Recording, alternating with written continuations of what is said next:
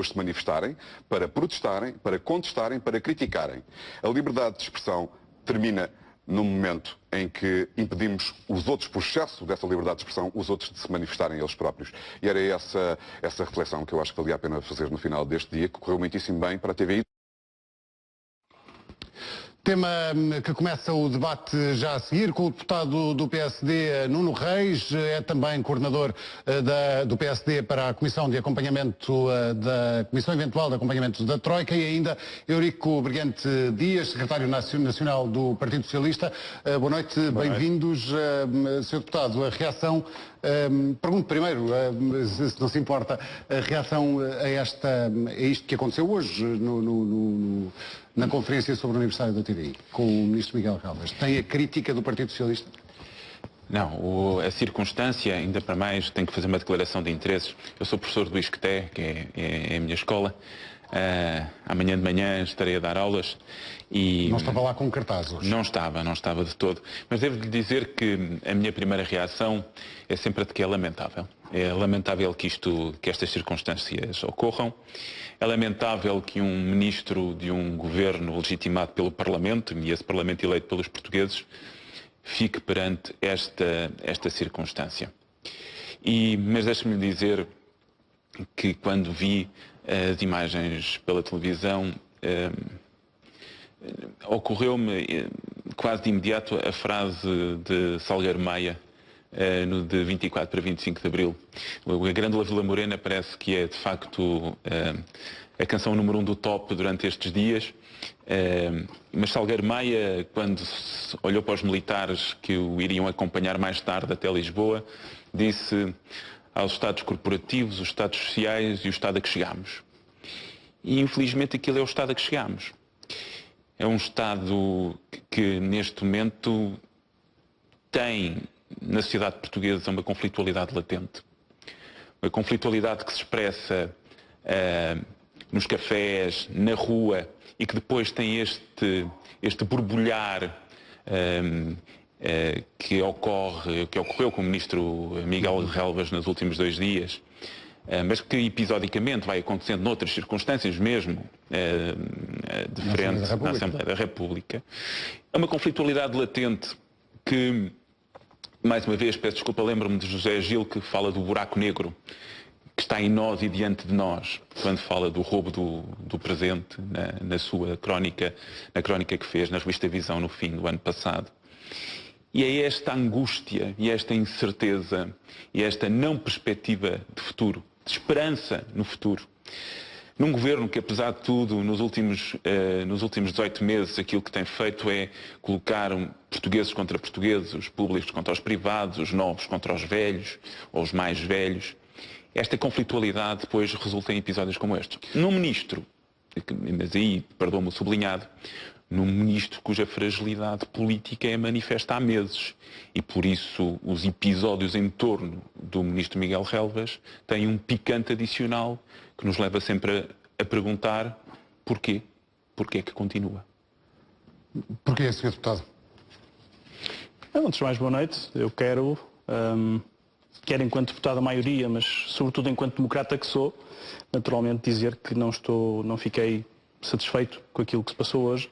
Naturalmente que não está em causa a liberdade de expressão, não está em causa o direito à manifestação, mas de facto a forma como as pessoas a entenderam manifestar-se coartou a liberdade de expressão do próprio Ministro. O Ministro estava convidado, o membro do Governo estava convidado pela TVI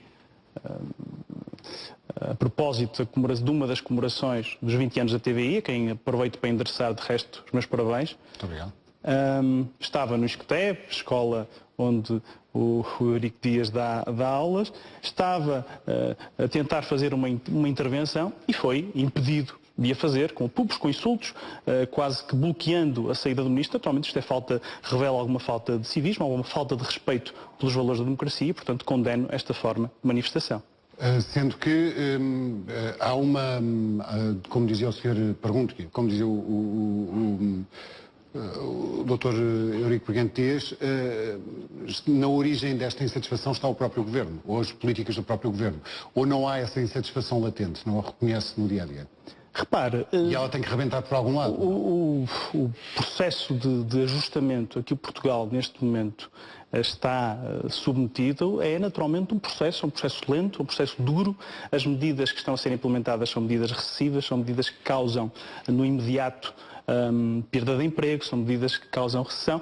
Na realidade, há um custo que já no passado Portugal, em momentos distintos da sua história, passou, mas que estamos a enfrentar neste momento a maior crise dos últimos 120 anos e naturalmente que há impactos sociais que naturalmente aqui ou ali se têm manifestado, umas vezes de forma mais ordeira, outras vezes de forma menos ordeira, mas julgo que é de sublinhar ainda assim as palavras recentes até do Sr. Ministro Vítor Gaspar, quando veio elogiar a forma como o povo português tem sabido resistir, tem sabido empenhar-se neste processo, e julgo que de uma forma muito abnegada. Se Portugal hoje é visto de uma forma muito mais credível do que no processo de ajustamento, isso deve-se muito à forma como o povo português tem enfrentado esta crise. Mas podia ser de outra maneira. A carta que o secretário-geral do Partido Socialista enviou aos membros da Troika esta semana dá uma outra alternativa, aliviando as pessoas, ou não? As mesmas pessoas que estão eu julgo que dá crispadas. Dá a aparência de uma alternativa. Eu respeito o líder do Partido Socialista, respeito a forma que encontrou, neste caso em concreto, para se demarcar das políticas do governo, mas não tenhamos ilusões. Se de facto, por qualquer golpe do destino, este governo não chegar ao fim e o processo de ajustamento tiver que ser continuado pelo Partido Socialista, não haverá grande alternativa às políticas que estão neste momento a ser implementadas. E, portanto, esta carta é para nós muito mais uma questão de forma do que divergência de conteúdo face às políticas que estão a ser seguidas pelo governo. Não há alternativa a estas políticas? Não, há outro caminho para concretizar as metas que nós contratualizamos com a Troika. E eu deixo-me dizer que esta carta tem duas dimensões essenciais para nós. A primeira é que estamos à beira do sétimo exame regular. O sétimo exame regular é muito importante, porque neste sétimo exame regular já não vamos poder ver quer a Troika, quer o Governo, fingir que isto tudo está a correr bem. E ao longo dos últimos exames regulares, apesar do desemprego estar a crescer muito acima das expectativas, apesar do decréscimo do produto interno bruto ser mais acentuado do que a expectativa inicial quando foi assinado o memorando, apesar da dívida pública continuar a cavalgar percentagem do PIB a cada revisão e a cada exame regular, nós chegamos ao fim dos exames regulares e a conclusão é sempre: Portugal está a cumprir, vamos no bom caminho. É basicamente também porque nós percebemos que os avaliadores fazem uma autoavaliação das suas próprias previsões. Então, nesse caso, a carta de António José Seguro não serve de grande coisa, uma vez que é dirigida aos avaliadores. Não, aquilo que diz aos avaliadores é precisamente isto. Neste momento, e essa era a minha segunda dimensão, não podemos fingir que está tudo a correr bem. Segundo, chegou a altura da política e dos políticos. E o Presidente da Comissão, a Diretora-Geral do FMI e o Presidente do BCE são políticos. Chegou a altura dos políticos e da política assumirem que o desenho do memorando português teve um conjunto de pressupostos que não se verificaram e que temos que dizer basta à ideia de perseguir os objetivos nominais do déficit com mais e mais austeridade, que tem levado a um empobrecimento acentuadíssimo da classe média e dos mais pobres, e que por isso está na altura de olhar e termos metas realistas no tempo e ao lado um programa económico que permita que o país sustenha aquilo que é o crescimento do desemprego e o decréscimo do produto interno bruto. Se no curto prazo não formos capazes de ter instrumentos, e há instrumentos, eu depois posso detalhar se entender pertinente, se nós não formos capazes de suster o decréscimo do produto, de suster o crescimento do desemprego e preparar o país, centrando-nos na competitividade, no valor acrescentado e na criação de emprego qualificado, o nosso país não terá futuro. O buraco negro de que falava o José Gil é uma ilustração de para onde nós caminhamos se não formos capazes de neste momento, sustentar uma solução de valor acrescentado para a economia portuguesa. Acredita na eficácia desta carta enviada por António José Seguro ou ela funciona mais como propaganda interna, passa a expressão propaganda, funciona mais para dentro do que para fora? O Nuno Reis dizia há pouco que o ministro Vítor Gaspar dizia que um dos aspectos que distinguia o programa português era o facto do comportamento do povo português nas ruas e na forma como tem enfrentado a austeridade. E nisso estamos de acordo. Perfeitamente de acordo. Mas há outra coisa que tem distinguido este programa português. É o facto do maior partido da oposição, nos momentos determinantes, ter sido capaz de dizer: nós vamos abster-nos neste primeiro orçamento, nós vamos apoiar o tratado fiscal, nós vamos votar favoravelmente a lei de enquadramento orçamental. E por isso o património que o PS foi capaz de construir na base do consenso em torno do memorando, é esse património político que o Partido Socialista e o seu secretário-geral utiliza neste momento para dizer: há que recuperar um consenso político e social em torno do memorando. Não é só que o PS, veja essas declarações de hoje do secretário-geral da UGT, vamos recuperar esse consenso, mas para recuperar esse consenso nós precisamos de credibilidade e de um ajustamento credível. E hoje os portugueses, termino com esta frase, e hoje os portugueses, quando olham para os sacrifícios que têm padecido e olham para os resultados da política económica, perguntam-se: isto não é credível, não estamos a ir por bom caminho, nós fazemos sacrifícios e as metas não são atingidas. Precisamos de recuperar esse consenso político e social, e é nesse sentido que o secretário-geral do Partido Socialista envia esta carta. Não, as metas não têm de facto sido atingidas, Sr. Deputado. Não há hipótese de tentar metas realistas, como dizia o Dr. Gante Dias, para que compensem os efeitos da queda do PIB, do aumento do desemprego.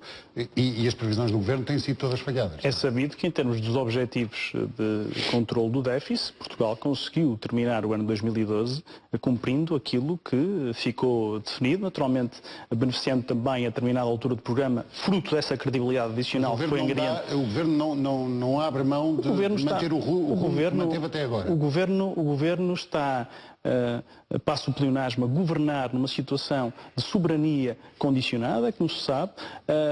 Os técnicos da Troika, em avaliações trimestrais que ficaram desde logo contratualizadas desde o início deste programa de ajustamento, fazem uma avaliação permanente daquilo que é o processo de ajustamento. Daí também a vontade que os partidos do Governo têm que a permanência da Troika em Portugal seja o mais curta possível. A avaliação política que o Partido Socialista defende nesta carta supostamente inovadora que é enviada a um conjunto de líderes europeus, na realidade tem vindo a ser feita.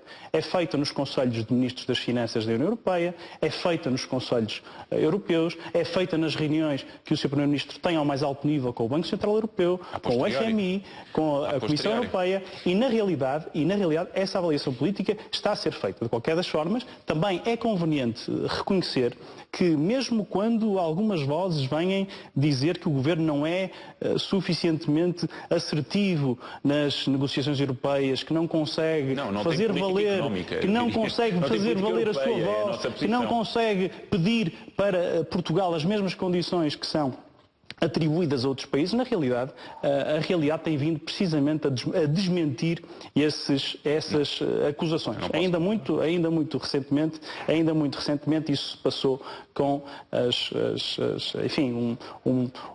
as mesmas condições de terem sido concedidas à Grécia foram exatamente concedidas a Portugal. É evidente que, sob o ponto de vista económico, não há política económica que seja feita a partir de decreto. O Partido Socialista teve grande responsabilidade nos últimos 10 anos de governos do nosso país. O professor Eurico Dias sabe, também quanto eu, que a média de crescimento anual do PIB nos últimos 10 anos em Portugal foi de 0,6%. Claro.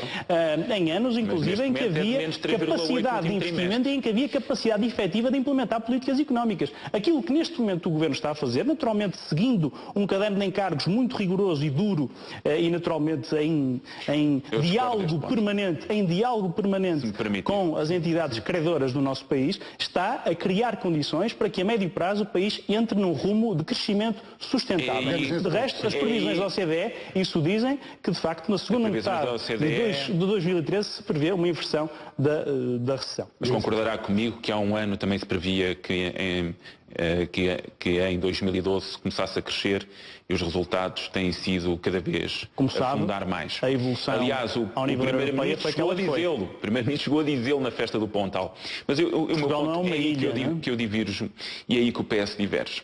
Porque, e é a linha que nos separa, o Governo, quando começou a implementar este programa, tinha uma alternativa clara. Olhar para o cenário macroeconómico que se tinha alterado e considerar que essa alteração era importante para fazer um ajustamento das metas no tempo. O Partido Socialista sinalizou. Segundo, o Partido Socialista sinalizou outro aspecto que para mim é muito importante, talvez o mais importante. O país, apesar da situação difícil que tem recursos que pode utilizar. Não é admissível que a programação do CREN tenha parado os novos projetos das empresas durante um ano. Desculpe, foi feita uma reprogramação total. Essa reprogramação e as taxas de execução estão ao mais alto nível. Projetos já aprovados no tempo dos governos do PS, porque novos projetos não havia, porque os concursos foram limitados. Os concursos não abriam. Ouça, durante muito tempo, eu que tive responsabilidades na AECEP, dizia com gosto que era o último administrador da AECEP que tinha assinado contratos com PMEs, porque durante um ano não houve concursos. Não se verificaram concursos. Houve precisamente necessidade de reprogramar o próprio... Mas a reprogramação, a reparação operacional foi deixada pelo governo do PS em cima da mesa do Sr. Ministro. Se calhar não estava em cima da mesa. O que nós não podemos é travar e ter o Estado a fazer desalavancagem, os privados a fazer desalavancagem e, ao mesmo tempo, os recursos extra-orçamento que temos estarem bloqueados, como estiveram bloqueados durante mais um ano. Mas estavam à espera de quê? Claro que o desemprego aumentou. Perfeitamente impensável é como é que o discurso do Partido Socialista esquece o que se está a passar a nível da União Europeia. Não pode esquecer. O motor da economia da União Europeia, como sabe, primeiro ano é recessão. Não pode esquecer, com certeza tem toda a razão. Mas a crise internacional não começou com este governo, começou em 2008. Teria sido bom tê-lo reconhecido na altura. Mas deixe-me dizer uma coisa. E quando fala de desemprego, desde o segundo trimestre de 2008, que o desemprego vem sempre subindo. Não podemos ter, por exemplo, olha, a União Europeia, na Cimeira de junho, aprovou os Project Bonds. Nós temos uma linha de mercadorias essencial para ligar Sines a Madrid, com a abertura do Canal Panamá. Ouça, precisamos de iniciativa política na Europa. Precisamos de iniciativa política. É preciso dizer, este projeto é elegível ou não é elegível para o Projeto Bonds. É importante ou não é Portugal, como sabe, tem estado na linha da frente da defesa, por exemplo, da União Bancária a nível europeu, que recentemente deu passos...